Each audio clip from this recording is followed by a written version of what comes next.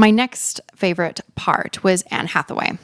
So I think Anne deserves a nomination for her role as Penelope, and some people may disagree with me, but hear me out. I felt Anne brought so many sides to this powerful woman. You saw her softness and vulnerability with her husband Odysseus before he left for war, to this hard exterior batting away the men who were trying for her hand for years while he was gone. And the scene that really stuck with me the most was when her son Telemachus had returned home and was telling his mother that she must remarry. It is time, and that Odysseus is not coming back. Penelope breaks. Her quiet rage that has been just buried for years unfolds as she kind of spit screams in his face. Empty throne. I've been sitting on that empty throne for 20 years. My knowledge, my years of experience, that's all nothing compared with the bristles on your chin. That rage, her body shaking, the spit as she says those lines. I just remember being frozen in that moment. And I thought of my own quiet rage, at my own moments of being silenced as a woman, and how often women's voices have been silenced in history and even now. And I just felt like Anne was channeling kind of the collective anger of women, and it just breathed out of her like wildfire. It felt so healing to watch, and I absolutely loved it.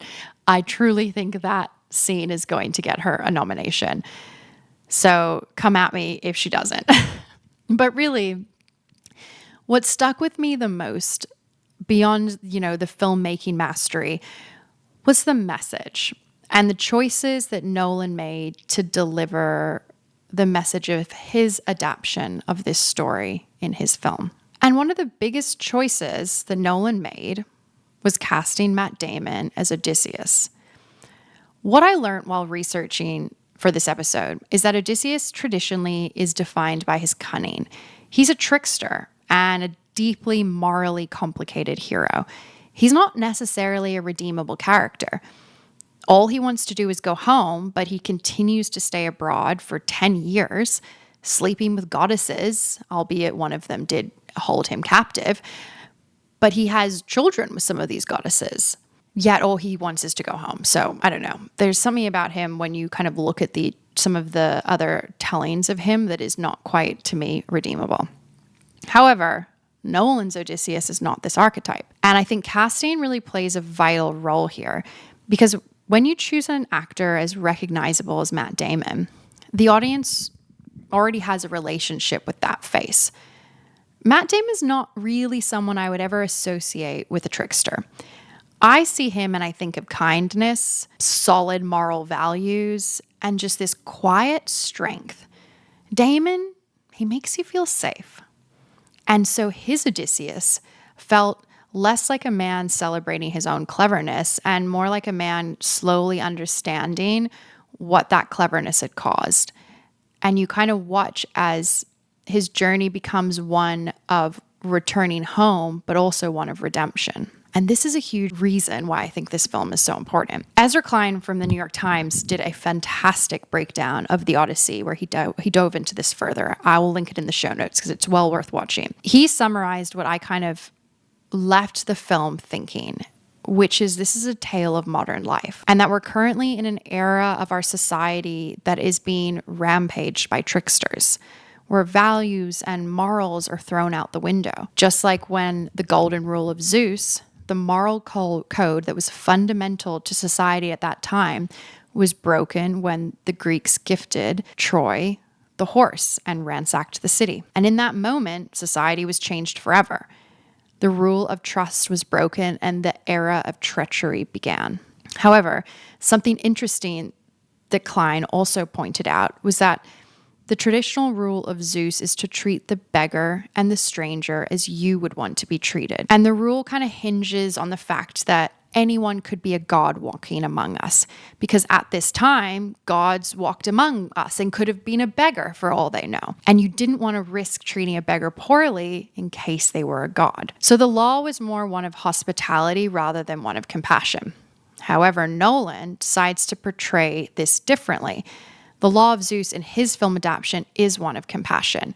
echoing many religious statements over the years with the similar message: treat others as you would want to be treated. And that's what I thought was interesting, because I didn't know that about what Zeus's law originally was. I took it in this film as that it was always meant to be treating others as you want to be treated, this kindness that you're meant to extend to others. So, very interesting choice from Nolan. And with every great director, all their choices mean something. And I think Christopher Nolan is trying to tell us something. He's trying to show us that the current destruction of society at the present moment and the types of leaders we have in place, where so much of the messages that are being pushed on us are about consumption, the need for more, the need for power, the need for control, for wealth, and to get it at any cost. The wars that are raging throughout our world in the name of what? More control and power. And it feels like we've kind of lost our morality, and that we're existing in a society that has created this narrative of, quote unquote, the other, someone that we can blame, that's against us, and all our downfalls are because of them. And I think Nolan is showing us a way out, how by recognizing your mistakes, being kind and compassionate, there can be redemption. There was a scene at the end of the movie that really stuck with me. We flash back to the sacking of Troy, where Odysseus sees a young woman who is the face of Zendaya, who had been playing Athena throughout the movie. Athena is the goddess of wisdom and warfare, and the daughter of Zeus. And this woman is being brutally murdered by the Greek soldiers after they have taken over Troy. You're kind of hit what a lot of people have described. It's the 10 years of rage that the Greek soldiers have been harboring, and that's all unleashed on the city as they take over Troy. Nolan actually had an interview with Time, and he was asked if the priestess, who's the face of Zendaya, who's playing Athena, became a manifestation of Odysseus's guilt, where the priestess was actually just a random person who then ends up portraying Athena throughout the movie. Nolan never really answers the question. All he says is that he wanted us to experience the gods as people at that time, how they might have experienced them, which is that idea that anyone could be a god walking among us, and that people were finding evidence of divinity in nature and in the people around them. It's kind of complicated, but my reading is slightly different here, and there is a reason why. And I think this is what makes art so subjective, because you can kind of walk away with a message that resonates for you. When I saw this scene, I thought of this concept of the gods are people, and that they can be anyone who walk among us. And I really believe that Athena was the visual representation we saw in the film. Athena is Zendaya. That is who she is. That is who she looks like. And when Odysseus sees this priestess dying, he's not seeing the priestess's face. He's seeing Athena.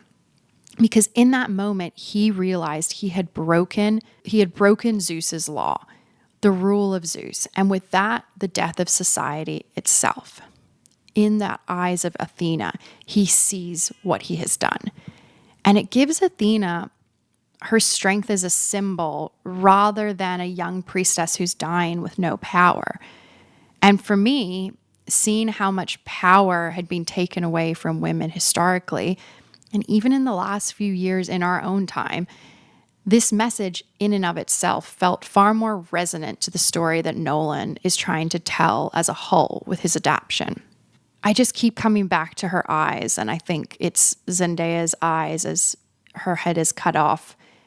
And to me, that's such a far more powerful message as Odysseus is taking in, I have destroyed this. I have destroyed Zeus's law, and I am killing his daughter almost. I'm killing Athena and what the gods represent.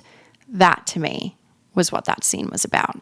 But really, the one thing I cannot stop thinking about, and I've been thinking about it all year, and I keep coming back to it, is that people are hungry for this message of unity, morality, and kindness, even when so many of our leaders are not offering it. Time and time again this year, we have watched stories about love, compassion, and community take over the cultural conversations. Bad Bunny's Super Bowl halftime show, the Artemis astronauts speaking out about joy and love and their trip to the moon. And now the Odyssey. I just think all these moments are pointing us back towards connection. And that has to mean something. And that gives me hope. And I'm really grateful Nolan chose to tell this story in the way he did, where power doesn't lie in trickery, control, or endless consumption. It lies in community. It lies in connection. It lies in our willingness to treat another person as human, even when we have been taught to see them as the enemy. That was what I carried out of the Odyssey.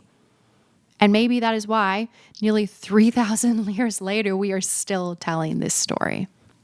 And really, that's this week's